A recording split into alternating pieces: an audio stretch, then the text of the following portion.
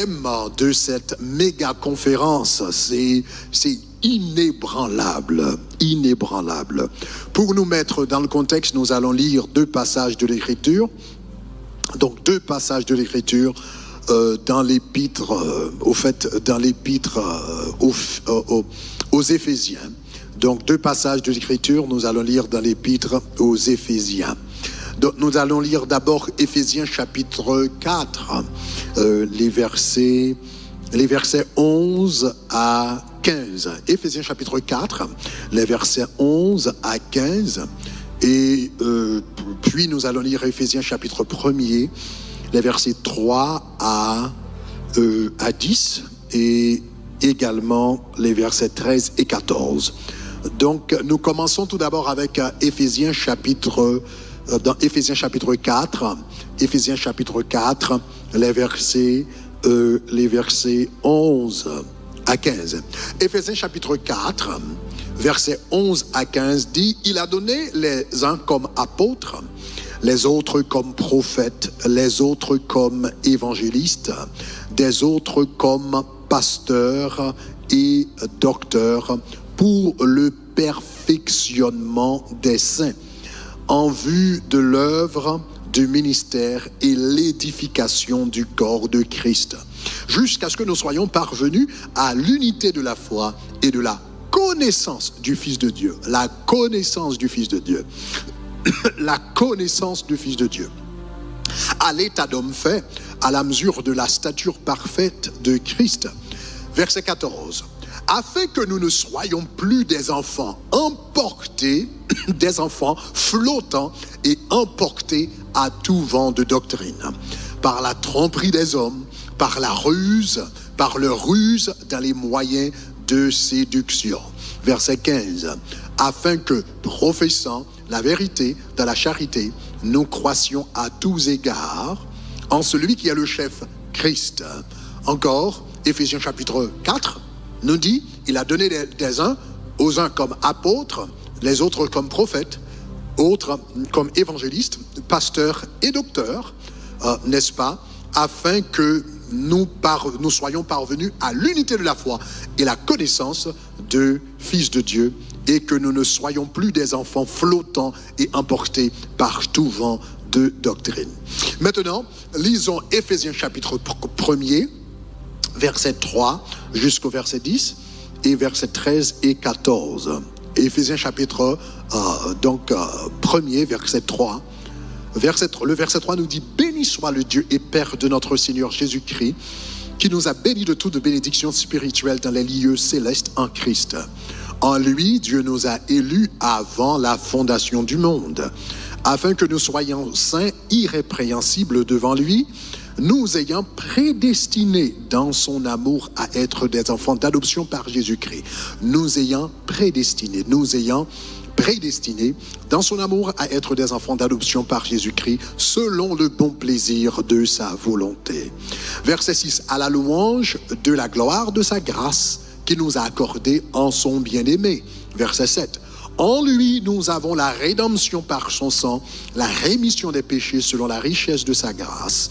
Verset 8, que Dieu a répandu abondamment sur nous par toute espèce de sagesse et d'intelligence.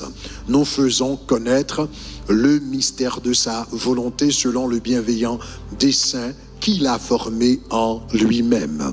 Et le verset 13 nous dit, au verset 13, il dit, en lui aussi, après avoir entendu la parole de la vérité, l'évangile de votre salut, en lui vous avez cru et vous avez été scellés du Saint-Esprit qui vous a été promis, lequel est un gage de notre héritage pour la rédemption de ceux que Dieu s'est acquis à la louange de sa gloire.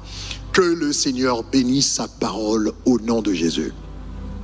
Comme nous avons dit, donc, le thème de cette grande conférence est inébranlable. Inébranlable. Donc, nous vivons dans un monde où tout s'ébranle. L'économie s'ébranle, les systèmes politiques s'ébranlent, l'établissement scientifique s'ébranle, mais le Seigneur nous appelle à être inébranlable dans ce monde où tout s'ébranle. Donc, ici, l'apôtre Paul nous donne un secret pour que nous soyons inébranlables. Le secret qu'il nous donne pour pouvoir rester inébranlables, c'est dans Éphésiens chapitre 4. Dans Éphésiens chapitre 4, l'apôtre Paul nous dit, il a donné les uns comme pasteurs, les autres comme docteurs,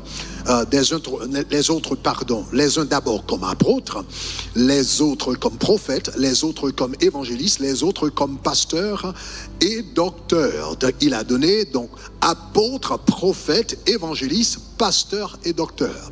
Donc, qu'est-ce que ces 5 ministères ont en commun? Ces 5 ministères sont des ministères de la parole. L'apôtre proclame la parole, le prophète proclame la parole, l'évangéliste proclame la parole, le pasteur proclame la parole, le docteur proclame la parole. Donc ces 5 ministères sont des ministères de la parole. Donc le texte nous dit, il a donné les uns comme apôtres, les autres comme prophètes, les autres comme évangélistes, les autres comme pasteurs, comme docteurs. Cela veut dire des spécialistes de la parole. Pourquoi? Pour le perfectionnement des saints, en vue de l'œuvre du ministère et l'édification du corps de Christ. Et il a dit pourquoi? Pour que nous soyons parvenus à l'unité de la foi et à la connaissance du Fils de Dieu. Donc la Bible dit que Dieu nous a donné des uns comme apôtres, des uns comme prophètes, des autres comme pasteurs, des autres comme évangélistes, des autres comme docteurs, afin eh bien, que nous soyons parvenus à la connaissance du Fils de Dieu. Et la Bible dit, quand nous sommes parvenus à la connaissance du Fils de Dieu, voilà ce qui va arriver comme conséquence. Le verset 14 nous dit que maintenant, la connaissance du Fils de Dieu fera de nous des enfants stables, fera de nous des enfants affermis, fera de nous des enfants solides, afin que nous ne soyons plus des enfants flottants, emportés par tout vent de doctrine. En d'autres termes, l'apôtre Paul nous dit ici, ce qui va nous rendre inébranlables, c'est la connaissance de la parole de Dieu. La connaissance de la parole de Dieu, la connaissance du Fils de l'homme à travers la prédication de la parole, à travers l'enseignement de la parole, à travers la démonstration de la parole, eh bien c'est ce qui va nous rendre inébranlables. Maintenant, dans l'épître aux Éphésiens, l'apôtre Paul, au chapitre 1er, souligne 3 vérités en tant que chrétiens que nous devons savoir. Il y a 3 vérités fondamentales que nous devrions savoir en tant que chrétiens pour que nous restions inébranlables dans la foi. Donc 3 vérités inébranlables. Avant de souligner ces 3 vérités inébranlables, je dois vous mettre dans le contexte historique de l'épître aux Éphésiens. Le contexte historique de l'épître aux Éphésiens. Donc pour pouvoir comprendre l'épître aux Éphésiens, il faut lire d'abord Actes des Apôtres chapitre 19. Actes des Apôtres chapitre 19 nous donne l'arrière-plan historique de cette église, le contexte dans lequel cette église a été implantée à Éphèse. Donc la Bible nous dit dans Actes des Apôtres chapitre 19 que quand l'apôtre Paul est venu à Éphèse, n'est-ce pas, il était venu rentrer à Éphèse sous la puissance du Saint-Esprit. Et le Seigneur faisait beaucoup de miracles à travers les mains de l'apôtre Paul. La Bible dit qu'il faisait tellement de miracles dans Actes des Apôtres chapitre 19, le verset 19. La Bible dit un certain nombre, la Bible dit avant le verset 19, le verset 11, nous dit et Dieu faisait des miracles extraordinaires. Donc quand l'apôtre Paul est venu à Éphèse, il a rencontré des disciples de Jean-Baptiste, il les a baptisés par le Saint-Esprit de Dieu et il a commencé à démontrer la puissance du royaume par des signes et des miracles. Et dans Actes des Apôtres chapitre 19, le verset 11, la Bible dit et Dieu faisait des miracles extraordinaires par les mains de l'apôtre Paul. Maintenant, un miracle, c'est déjà extraordinaire. Mais le texte dit des miracles extraordinaires. Donc cela veut dire c'était des miracles hors du commun. Dieu faisait des miracles extraordinaires par les mains de Paul au point qu'il appliquait sur les malades les linges et des mouchoirs qui avaient touché son corps. Et les maladies quittaient et les esprits méchants ou les esprits malins sortaient.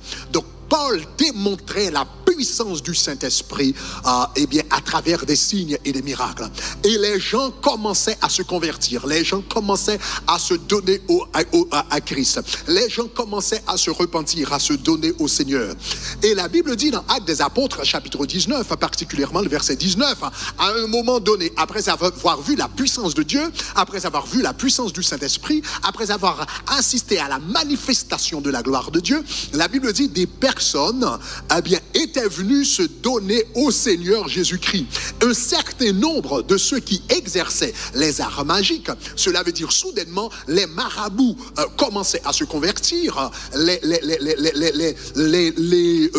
comment dirais-je, les ongans, comme on appelle dans la culture haïtienne, commençaient à se convertir. Ceux qui pratiquaient des fétiches commençaient à se convertir. Donc la Bible dit un certain nom, ceux qui exerçaient les arts magiques commençaient à se convertir, ayant apporté leurs livres, les brûlèrent devant tout le monde, et on estima la valeur jusqu'à 50 000 pièces d'argent. Donc les gens qui pratiquaient la magie, les gens qui pratiquaient la magie noire, la magie blanche, la magie grise, les marabouts, les sorciers, les prêtres sataniques commençaient à se convertir. Et ce jour-là, donc l'apôtre Paul a brûlé des livres qui avaient la valeur de 50 000 pièces d'argent. Maintenant, 50 000 pièces d'argent, aujourd'hui, cela équivaut à 5 500 000 $. Donc cela veut dire en un seul jour, donc les gens ont apporté des livres qui valaient 5 millions, qui équivalaient à 5 500 000 $. Donc vous pouvez imaginer comment la magie sévissait dans cette ville de l'Asie mineure. Vous pouvez imaginer comment ces gens s'adonnaient à la magie, comment ces gens vivaient pour la magie, comment ces gens dormaient et se réveillaient dans la magie. Mais un jour, l'évangile de Jésus-Christ est entré à Éphèse et ils ont donné leur vie au Seigneur Jésus-Christ et ces livres ont été brûlés. Et maintenant l'apôtre Paul, après avoir brûlé ces livres, maintenant la Bible dit qu'il y avait un certain Démétrius qui s'est soulevé contre l'apôtre Paul. C'était un orfèvre qui fabriquait en argent des temples de Diane d'Éphèse. Donc il avait des statues de la Diane d'Éphèse. Cette Diane d'Éphèse, c'était une femme qui avait 13 seins et qui portait à son cou le zodiaque. Je vais en parler un peu plus tard. Donc elle portait comme un collier à son cou le zodiaque et c'était une femme de plusieurs seins. Et la Bible dit l'Asie mineure, le monde entier adorait cette femme, adorait cette divinité, adorait cette Diane d'Éphèse. Cette Diane d'Éphèse dans l'Ancien Testament, en Babylone, elle s'appelait Ishtar. En Égypte, elle s'appelait Isis. Chez les Philistins, elle s'appelait Ashéra. Chez les Grecs, elle s'appelait Aphrodite. À Rome, elle s'appelait Vénus. Dans le Nouveau Testament, dans Apocalypse chapitre 2, elle est appelée Jézabel. Dans Apocalypse chapitre 17, elle est appelée la grande prostituée. Donc voilà cette femme que le monde adorait. Dans Actes des Apôtres chapitre 19, le verset 20, la Bible nous dit que les hommes dirent le danger qui en résulte. Donc si nous laissons Paul prêcher l'évangile sans aucune opposition, le danger, ce qui va se passer, c'est que non seulement notre industrie tombera en discrédit, mais c'est encore que le temple de la grande déesse Diane ne soit tenu pour rien et que même sa majesté, que la majesté de celle qui est révérée dans toute l'Asie mineure et dans le monde entier ne soit réduite à rien. Donc cela veut dire cette femme, on l'adorait partout. On l'adorait en Asie mineure, on l'adorait à Babylone, on l'adorait en Égypte, on l'adorait en Philistie, on l'adorait à Grèce, on l'adorait un peu partout à travers le monde. Et il a dit, si nous laissons Paul prêcher l'évangile sans aucune opposition, cette grande déesse va tomber en discrédit, cette grande déesse que le monde révère. Et donc, qu'est-ce qu'il a fait? Donc, la Bible dit qu'il a réuni donc, un groupe d'orfèvres et ils ont organisé une marche, une manifestation, une démonstration contre l'apôtre Paul. Donc ils sont entrés au théâtre pour pouvoir prendre l'apôtre Paul et le tuer, mais l'apôtre Paul était déjà parti. Et puis le verset 32 dans Actes chapitre 19, le verset 32, la Bible dit: alors qu'il était arrivé au théâtre, les uns crièrent d'une manière et les autres d'une autre, car le désordre régnait dans l'assemblée. Et la Bible dit: la plupart ne savaient pas pourquoi ils s'étaient réunis. La plupart ne savaient pas pourquoi ils s'étaient réunis. Voilà, ces hommes sont sortis de chez eux, ils ont laissé leur famille, ils ont laissé leurs préoccupations, ils ont laissé leur maison pour se rendre au théâtre et tuer l'apôtre Paul et le déchirer en morceaux. Mais la Bible dit: il était venu, ils étaient en colère, ils voulaient tuer l'apôtre Paul, ils voulaient déchirer de l'apôtre Paul, mais ils ne savaient pas pourquoi. Voilà à quel point cette Diane d'Éphèse manipulait les gens de la ville d'Éphèse. Cette grande Diane, cette Artémis, cet esprit, cette Vénus, cette Astarté, cet esprit manipulait les gens au point qu'ils étaient prêts à tuer sans savoir pourquoi. Donc l'apôtre Paul, c'était dans cette circonstance que l'apôtre Paul a fondé l'église d'Éphèse. Donc après avoir passé à peu près 2 ans à enseigner à Éphèse, c'était l'heure de partir. Donc l'apôtre Paul est parti, mais il a laissé des bébés. Il a laissé des bébés dans la foi à Éphèse, des bébés qui devaient faire face aux sorciers, des bébés qui devaient faire face aux marabouts, des bébés qui devaient faire face à la Diane d'Éphèse, des bébés qui devaient faire face à la sorcellerie, des bébés qui devaient faire face aux puissances démoniaques d'Éphèse. Donc dans l'épître aux Éphésiens, il a écrit l'épître aux Éphésiens pour pouvoir les affermir. Il a écrit l'épître aux Éphésiens pour pouvoir leur dire de rester inébranlables en dépit de la magie, en dépit de la sorcellerie, en dépit de la Diane d'Éphèse, en dépit des problèmes qui puissent faire surface. Donc il a dit qu'ils devaient rester inébranlables. Donc il leur a donné 3 vérités qui les rendront inébranlables, peu importe ce qui se pourrait se passer dans la vie. Donc il a dit 3 choses. Donc nous allons les souligner rapidement. Premièrement, la première vérité, nous la trouvons au verset 4. La Bible dit: en lui, nous avons été élus avant la fondation du monde, pour que vous soyez saints et irrépréhensibles. Verset 5, Verset 5 nous dit: nous ayant prédestinés dans son amour. Disons prédestinés. La première vérité, c'est que vous avez été prédestinés. Pour pouvoir être inébranlable, pour pouvoir rester inébranlable, pour pouvoir garder la foi de manière inébranlable dans cette saison de coronavirus où les économies sont en récession, où la science ne sait que faire, où les politiciens n'ont aucune réponse. La première vérité qu'il faut savoir, c'est que vous avez été prédestinés. L'apôtre Paul a dit aux chrétiens d'Éphèse: je sais que la Diane d'Éphèse est là, je sais que les marabouts sont là, je sais que les sorciers sont là, mais vous devez savoir que vous avez été prédestinés en Christ. Votre futur ne dépend pas de ces marabouts, de ces sorciers, de la Diane d'Éphèse. Votre futur dépend de Jésus-Christ. Donc nous allons un peu plus loin. Vous vous rappelez que je vous avais dit que la Diane d'Éphèse avait autour de son cou, portait à son cou comme un collier, le zodiaque comme un collier. La Diane d'Éphèse, si vous regardez les statues de la Diane d'Éphèse, les photos de la Diane d'Éphèse, vous allez voir une femme qui a plusieurs seins, une femme qui a 13 seins et qui porte à son cou comme un collier, le zodiaque. Mais le zodiaque, c'est quoi exactement? Le zodiaque, en réalité, c'est le ciel. C'est le ciel que, imaginez pour un instant que le ciel était comme une tarte de pizza. Donc le ciel, c'était comme une tarte de pizza. Et comme on prend une pizza et on peut la diviser en 12 tranches, tu peux en faire 12 tranches. Donc ils ont fait exactement, les magiciens de l'Antiquité ont fait exactement la même chose. Donc ils ont pris les cieux, donc ils ont divisé les cieux comme une pizza en plusieurs tranches.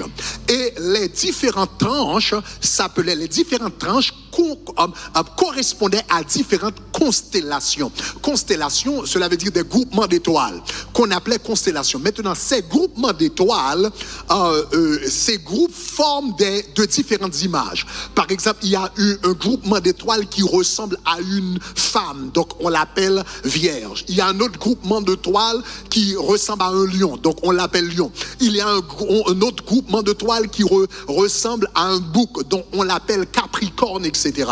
Donc en réalité, le zodiaque, c'est le ciel qu'on divise en 12 parties, donc qui regroupe 12 constellations ou 12 groupements d'étoiles, et on leur donne des noms. Maintenant, ces groupements d'étoiles en eux-mêmes n'ont aucune puissance, puisque la Bible dit dans Genèse chapitre 1er que le Seigneur a créé les astres, c'est-à-dire le soleil, la lune, les étoiles, pour marquer les temps et les saisons. Donc le soleil, la lune, les étoiles nous sont donnés rien que pour marquer les temps et les saisons. Mais au moment où les hommes ont commencé à adorer la lune, les étoiles, le soleil, maintenant des puissances démoniaques se sont associées à ces astres. Donc j'ai en main un iPad. Donc mon iPad n'a rien d'extraordinaire. Mon iPad n'a aucune puissance spirituelle. Mais si je commence à adorer cet iPad, si je commence à lui dire tu es mon Dieu, donc soudainement il y a un esprit démoniaque maintenant qui va rentrer dans cet iPad et qui va recevoir mon adoration. Donc il n'y a rien dans l'iPad en lui-même, mais ça va être associé à un esprit démoniaque. Donc au moment où les hommes commençaient à adorer les étoiles, les constellations, les groupements d'étoiles, le soleil, la lune, maintenant des esprits démoniaques commencèrent à s'associer à ces astres. Donc voilà pourquoi on parle de puissance astrale, etc., etc.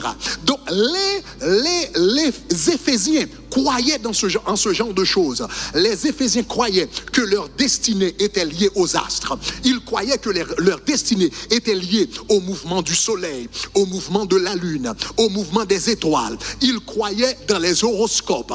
Comme aujourd'hui, beaucoup de personnes en France, beaucoup de personnes aux Antilles, beaucoup de personnes en Haïti, beaucoup de personnes aux États-Unis croient aux horoscopes. Et ce qui est bizarre, il y a des choses qui sont prédites qui arrivent effectivement de leur vie. Et la raison pour laquelle ces horoscopes parfois peut sembler dire la vérité, c'est parce que du moment qu'ils commencent à mettre la foi dans ce genre de choses, ils activent une puissance démoniaque qui concrétise ces prédictions dans leur vie. Mais je déclare au nom de Jésus, s'il y a n'importe quelle personne qui se livre à ce genre de choses, que Dieu brise cette puissance dans ta vie, au nom de Jésus. Donc ces gens croyaient aux horoscopes. Ces gens croyaient à la puissance des astres. Ils croyaient à la puissance du soleil. Ils croyaient à la puissance de la lune. Ils croyaient à la puissance des étoiles. Donc maintenant, quand ils voient que la Diane d'Éphèse porte le zodiaque, porte Capricorne, porte Verseau, porte Lion, comme un collier dans son cou. Donc ils se sont dit, la Diane d'Éphèse est plus puissante que le zodiaque. Elle est plus puissante que les horoscopes. Elle est plus puissante que les puissances astrales. Donc la Diane d'Éphèse est réellement puissante. Elle peut exercer un pouvoir sur notre destin. Elle peut exercer un pouvoir sur notre avenir. Elle peut exercer un pouvoir sur notre futur. Donc l'apôtre Paul a pris sa plume et il a écrit. Il a pris son stylo, il a écrit. Il a dit, vous devez savoir que vous avez été prédestiné avant la fondation du monde. Votre destin a été écrit avant la fondation du monde. En d'autres termes, ce que l'apôtre Paul voulait dire aux Éphésiens, vous devez savoir que votre destin n'est pas lié aux étoiles, votre destin n'est pas lié à la lune, votre destin n'est pas lié au soleil, votre destin n'est pas lié aux astres, mais votre destin est lié à celui qui a créé les astres, à celui qui a créé la lune, à celui qui a créé les étoiles, à celui qui a créé le soleil. Alléluia. Donc nous en tant que chrétiens, nous savons que nous avons été prédestinés. Dieu a un projet pour nous, car quelque part il est écrit, je connais les projets que j'ai formés sur toi, projets de paix et non de malheur, afin de te donner un avenir et de l'espérance. Peut-être dis-tu, mais pasteur Greg, moi je ne crois pas aux horoscopes, je ne crois pas à la puissance aux puissances astrales. Je ne crois pas à la puissance du soleil, aux puissances de la lune, etc. Je ne crois pas à ces genres de choses. Ouais, c'est vrai. Donc, tu ne crois pas que ton destin soit lié aux puissances astrales, mais peut-être tu crois que ton destin est lié à l'économie. Tu penses que ton destin est lié au mouvement politique. Tu crois que ton destin est lié aux découvertes scientifiques. Donc tu te dis, quand on dit récession, tu commences à éprouver de la panique parce qu'on parle de récession, parce qu'on parle de manque d'emploi. Mais laissez-moi vous dire que la Bible dit vous avez été prédestinés. Il vous a prédestiné. Il vous a prédestiné pour te sauver, prédestiné pour te bénir, prédestiné pour te faire un enfant, prédestiné pour que tu prennes part au royaume avant la fondation du monde. Puisque tu es prédestiné, ton destin ne dépend pas de ce qui se passe dans ce monde. Ton destin ne dépend pas de l'économie. Si le marché des bourses monte, tu seras béni. Mais si le marché des bourses tombe, tu seras béni également. Parce que j'ai lu quelque part, l'Éternel est mon berger, je ne manquerai de rien. Il me fait reposer dans de verts pâturages. J'ai lu quelque part, j'étais jeune, j'ai vieilli. Je n'ai jamais vu le juste abandonné, ni sa postérité mendiant son pain. J'ai lu quelque part, et mon Dieu pourvoira à tous vos besoins avec richesse et gloire en Jésus-Christ. Mon destin ne dépend pas de l'économie. Mon destin ne dépend pas de la société. Mon destin ne dépend pas de du marché des bourses ou du marché de l'emploi. Mon destin dépend de mon Père qui fait provision en tout temps. Dieu prendra soin de toi dans le chemin jusqu'à la fin. Il prendra soin de toi tous les jours jusqu'à la fin. Alléluia. Ton destin ne dépend pas de l'économie. Ton destin ne dépend pas des forces politiques. Si c'est un conservateur qui monte au pouvoir, Dieu prendra soin de toi. Si un libéral monte au pouvoir, Dieu prendra soin de toi. Si un démocrate monte au pouvoir, Dieu prendra soin de toi. Un républicain monte au pouvoir, Dieu prendra soin de toi. Si un homme bienveillant monte au pouvoir, Dieu prendra soin de toi. Un dictateur monte au pouvoir, Dieu prendra soin de toi. Parce qu'il est écrit, lors du déluge, l'Éternel était assis sur son trône. Peu importe ce qui peut se passer aux États-Unis, peu importe ce qui se passe en France, peu importe ce qui se passe en Haïti, peu importe ce qui se passe en Martinique, en Guadeloupe, lors du déluge, l'Éternel était sur son trône et moi je suis assis à la droite du Père dans les lieux célestes. Quelqu'un dit moi gloire. Ton destin ne dépend pas de l'économie. Ton destin ne dépend pas des forces politiques.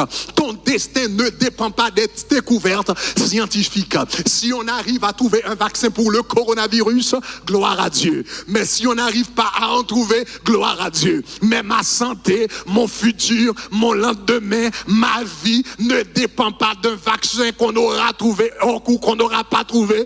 Ma santé, ma future, ma vie dépend de Jésus-Christ, car celui qui mange de son corps a la vie et celui qui mange de son sang a la vie. J'ai lu quelque part, car la loi de l'esprit de vie m'a libéré de la loi du péché et de la mort. Ma vie ne dépend pas des recherches scientifiques. Ma vie dépend de ma relation avec Dieu. Dites-moi gloire. Alléluia, alléluia. Donc l'apôtre Paul a dit aux enfants d'Éphèse, si vous aimeriez être inébranlables, vous voulez être inébranlables malgré la sorcellerie, inébranlables malgré les marabouts, inébranlables malgré les problèmes économiques, parce que cette diable d'Éphèse contrôlait l'économie de l'Asie mineure, inébranlable malgré les problèmes économiques. Donc il a dit, vous devez premièrement savoir que vous avez été prédestinés en Jésus-Christ. Et deuxièmement, il a dit, non seulement vous avez été prédestinés en Jésus-Christ. Deuxièmement, il a dit, vous devez savoir également que vous avez été rachetés. Vous avez été rachetés. Vous avez été rachetés. Le mot racheter, c'est un terme économique. Dans le mot racheter, il y a acheté. Dans le mot racheter, il y a acheté. C'est un terme économique, donc qui décrit une transaction économique. Donc aux États-Unis, par exemple, nous avons un système de coupons. Nous avons un système de coupons. Donc par exemple, quand tu lis par exemple les quotidiens, le dimanche, il y a des coupons qu'ils mettent dans votre quotidien, etc. Donc quand vous lisez les journaux, il y a des coupons là-dedans. Donc vous pouvez prendre ces coupons et vous rendre dans un supermarché et réclamer ce qui est dit dans le coupon. Donc dans ce cas, vous rachetez le coupon, vous rachetez ce qui a été dit. On dit que c'est un rachat de coupon. Donc quand vous donnez le coupon, ceux qui étaient fermés quelque part, ceux qui étaient bloqués quelque part, ceux qui étaient dans un cabinet quelque part, à la minute que tu donnes le coupon, maintenant ceux qui étaient fermés, ceux qui étaient bloqués, ceux qui étaient cloîtrés peuvent maintenant sortir. Cela s'appelle un rachat. Il y a un jour que vous et moi, nous étions bloqués, nous étions fermés, nous étions cloîtrés dans le péché, parce que la Bible dit celui qui se livre au péché est esclave du péché. Il fut un temps où nous étions esclaves, il fut un temps où nous étions captifs, il fut un temps où nous étions fermés, où nous étions enchaînés par le péché, par toute forme d'abomination. Mais Jésus-Christ est venu à la croix et il a versé son sang. Il a versé son sang et à la croix il a dit tout est accompli. Et maintenant le sang de Jésus-Christ nous sert de coupon. Le sang de Jésus-Christ nous sert de rachat. Quand nous présentons le sang de Jésus, nous avons le pardon. Quand nous présentons le sang, nous avons la vie. Quand nous présentons le sang, nous avons héritage. Quand nous présentons le sang de Jésus, nous avons tout ce qu'il nous faut. Donc la Bible dit, l'apôtre Paul dit dans Éphésiens chapitre 1er verset 7, en lui vous avez la rédemption. Non seulement vous avez la prédestination, mais vous avez la rédemption. Vous avez été rachetés. Vous avez été rachetés du royaume des ténèbres. Donc l'apôtre Paul disait aux chrétiens d'Éphèse, vous n'avez pas à vous effrayer par rapport à la Diane d'Éphèse. Vous n'avez pas à vivre une vie de panique par rapport aux marabouts, par rapport aux sorciers, par rapport aux féticheurs. Vous devez savoir que vous ne faites plus partie de ce royaume. Vous ne faites plus partie du royaume des ténèbres. Il y a un temps où vous étiez esclaves dans le royaume des ténèbres, mais Jésus-Christ a donné son sang. Il a versé son sang et sa mort à la croix a servi de coupon et vous êtes sortis du royaume des ténèbres. Maintenant vous êtes dans le royaume dans le royaume des lumières, dans le royaume de son amour en Jésus-Christ. Donc les féticheurs ne peuvent plus vous toucher, les marabouts ne peuvent plus vous toucher, les sorciers ne peuvent plus vous toucher, les fosses infernales ne peuvent plus vous toucher. Donc vous pouvez être inébranlable parce que vous n'appartenez plus au royaume du diable, vous appartenez au royaume de Christ. Quelqu'un dit moi gloire. Donc la première chose qu'il leur a dit, premièrement, vous avez été prédestinés. Deuxièmement, il leur a dit, vous avez été rachetés. Et troisièmement, il leur donne une autre vérité. Il dit, non seulement vous avez été rachetés, non seulement vous avez été prédestinés, mais au verset 13, la Bible dit, après avoir entendu l'évangile de la vérité, la Bible dit, en lui, vous avez été scellés du Saint-Esprit. En lui, vous avez été scellés. En lui, vous avez été scellés du Saint-Esprit pour le jour de la rédemption. Donc Dieu nous a prédestinés. Deuxièmement, il nous a rachetés. Troisièmement, il nous a scellés. Maintenant, le sceau, c'est quoi? Le sceau, c'est une marque de possession. Le sceau, c'est une marque de possession. C'est une marque de propriété. C'est une façon de dire que cela m'appartient. Quand je mets un sceau sur quelque chose, c'est pour dire que cela m'appartient. Par exemple, en Haïti, là où j'ai grandi, par exemple, les gens souvent laissent sortir, par exemple, les bétails, par exemple, ou leurs animaux. Ils laissent sortir les gros bétails, par exemple, les bœufs, par exemple, les boucs, etc. Ils laissent sortir pour qu'ils puissent se nourrir, pour qu'ils puissent manger, etc. Mais étant donné qu'il y a des gens dans un village, il y a plusieurs familles qui laissent sortir leurs bœufs, les boucs, etc. Pour qu'il n'y ait pas de confusion. Généralement, ce qu'ils font, ils font un sceau sceau et là ils gravent ils font un sceau donc qui correspond au nom de la personne. Donc comme ça l'animal est gravé du sceau. Par exemple si un bouc m'appartenait, donc avant de le laisser sortir dans le village, je mettrais par exemple le sceau GT. Donc cela veut dire Grégory Toussaint. Donc aussitôt qu'on aurait vu le sceau, donc on pourrait identifier immédiatement que ce bouc appartient à Grégory. Donc la Bible dit, du moment que nous acceptons, le jour où nous avons accepté Jésus-Christ comme votre sauveur personnel, il y a un sceau céleste qui a été déposé sur ta vie. Et ce sceau s'appelle le sceau du Saint-Esprit. Donc quand on te regarde dans le monde spirituel, on sait à qui tu appartiens. Quand le diable te regarde, il sait que tu appartiens à Jésus. Quand Satan, le diable, te regarde, il sait que tu appartiens à Jésus. Quand les féticheurs te regardent, ils savent que tu appartiens à Jésus. Les sorciers te regardent, ils savent, il y a une lumière en toi, il y a quelque chose qui brille en toi, il y a une étincelle en toi, il y a une splendeur autour de toi qui montre que tu appartiens au Seigneur Jésus-Christ. Donc l'apôtre Paul a dit aux chrétiens d'Éphèse, vous n'avez rien à peur, vous n'avez rien à craindre parce que vous appartenez à Jésus. Soyez inébranlables dans votre foi. Maintenant, chers amis, je vais vous laisser avec cette histoire. Il y a une amie. En fait, c'est une amie de l'église, c'est vraiment, c'est une servante de Dieu. Donc, peut-être quelques-uns d'entre vous ont lu son livre. Son livre, au fait, s'appelle Il est venu libérer les captifs. C'est Rebecca Brown. Je me rappelle que Rebecca Brown, une fois, m'avait raconté cette histoire. Elle m'a dit que son mari, faisait partie de l'armée des États-Unis. Donc, des États-Unis. Donc, son mari, c'était un colonel dans l'armée des États-Unis. Donc, c'était un colonel. Donc, c'est ça. Donc, il a servi pendant des années.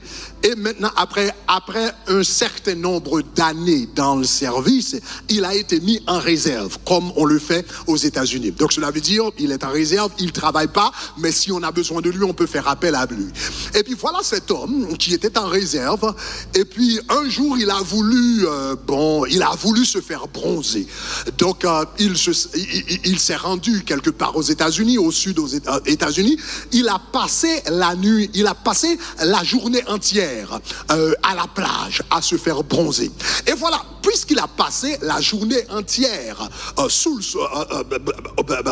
la plage, donc durant la journée, il a attrapé un coup de soleil. Donc, il a attrapé un coup de soleil. Cet homme s'était fait brûler. Donc, quand il s'est rendu qu'il s'était fait brûler, donc il s'est rendu à un hôpital militaire pour se faire soigner. Donc, cet homme s'est rendu à l'hôpital militaire. Donc, il a dit que j'étais parti me faire bronzer. Donc, j'ai attrapé un coup de soleil. Donc, je me suis brûlé un peu. Donc, je voudrais me faire soigner. Bon, on a fait tout ce qu'il fallait faire pour lui. Donc, on l'a soigné. Et quand c'était le moment pour lui de laisser l'hôpital, l'un des officiers de l'hôpital lui a donné un morceau de papier. Quand il a regardé, il a vu que c'était une amende de $1000.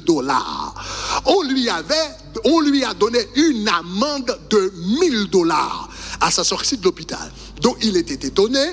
Donc, il a dit, moi, je comprends pas. Donc, je suis un officier américain. Donc, j'ai attrapé un coup de soleil. Donc, je suis venu ici pour me faire soigner. Donc, après avoir fini de me soigner, vous m'avez donné une amende de $1000. Donc, l'amende, c'est pourquoi? Donc, l'officier lui a répondu, l'amende, c'est pour avoir endommagé la propriété du gouvernement. C'est pour avoir endommagé la propriété du gouvernement. Donc cet homme, puisqu'il faisait partie de l'armée des États-Unis, cela veut dire que son corps ne lui appartenait pas. C'était la propriété des États-Unis. C'était la propriété de l'armée des États-Unis. C'était la propriété du gouvernement. Son corps ne lui appartenait pas. Ses pieds ne lui appartenaient pas. Ses mains ne lui appartenaient pas. Ses yeux ne lui appartenaient pas. Parce qu'il était membre, soldat de l'armée du gouvernement. Il appartenait au gouvernement des États-Unis. J'ai une bonne nouvelle pour vous. Vous et moi, puisque nous faisons partie de l'armée de Jésus-Christ, nous sommes les propriétés privées du gouvernement céleste. Vous êtes la propriété propriété privée de Jésus. Vous êtes la propriété privée de Jésus-Christ. Vous êtes la propriété du Père. Vous ne pouvez pas aller n'importe où. Vous ne pouvez pas faire n'importe quoi. Vous ne pouvez pas dire n'importe quoi. Parce que cette bouche appartient à Jésus. Ses pieds appartiennent à Jésus. Ses mains appartiennent à Jésus. Parce que vous êtes la propriété du gouvernement céleste. Donc quand vous êtes scellé du Saint-Esprit, cela veut dire que vous appartenez au gouvernement céleste. Vous appartenez au royaume de Dieu. Et laissez-moi vous dire, chers amis, peut-être vous pensez que c'est une mauvaise nouvelle, mais non, c'est pas une mauvaise nouvelle, c'est une très bonne nouvelle. Cet homme-là, quand on lui a donné une amende de $1000, c'était apparemment une mauvaise nouvelle quand on lui avait dit que son corps, c'était la propriété du gouvernement des États-Unis. Mais c'était une bonne nouvelle. Cela veut dire que cet homme, s'il était en guerre, s'il était à Irak, s'il était au Moyen-Orient et qu'il était en guerre, toute l'armée des États-Unis se serait mobilisée pour pouvoir le racheter de sa situation, parce qu'il n'appartenait pas à lui-même, il appartenait aux États-Unis. L'armée des États-Unis serait avec lui, la marine américaine serait avec lui, les forces de l'air seraient avec lui, parce qu'il appartient au gouvernement des États-Unis. Eh bien, laissez-moi vous dire, vous avez été scellés du sang du Saint-Esprit et par le Saint-Esprit de Dieu, de sang de Jésus et par le Saint-Esprit de Dieu. Vous ne vous appartenez pas et conséquemment, vous appartenez à Jésus. L'armée du ciel est là pour vous protéger. L'armée du ciel est là pour vous encadrer. L'armée du ciel est là pour vous sécuriser. L'armée du ciel est là pour vous entourer. Que 1000 tombent à ton côté, 10 000 à ta droite, tu ne seras pas atteint. De tes yeux seulement tu regarderas et tu verras la rétribution des méchants. Toute âme forgée contre toi sera sans effet, et toute langue qui s'élèvera contre toi, tu la condamneras. Je vous ai donné le pouvoir de marcher sur les serpents et sur les scorpions et toute la puissance de l'ennemi. Aïe, aïe, aïe, aïe, aïe. Celui qui vous touche à la prunelle de son œil, dit l'Éternel des armées. Donc restez inébranlables. Il y a des problèmes économiques, mais soyez inébranlables. Il y a des problèmes politiques, mais inébranlables. Il y a des problèmes religieux, inébranlables. Il y a des problèmes sur le plan social, inébranlables. Parce que vous avez été prédestinés, vous avez été rachetés et vous avez été scellés du Saint-Esprit pour le jour de la rédemption. Soyez bénis, que Dieu vous bénisse. Alléluia.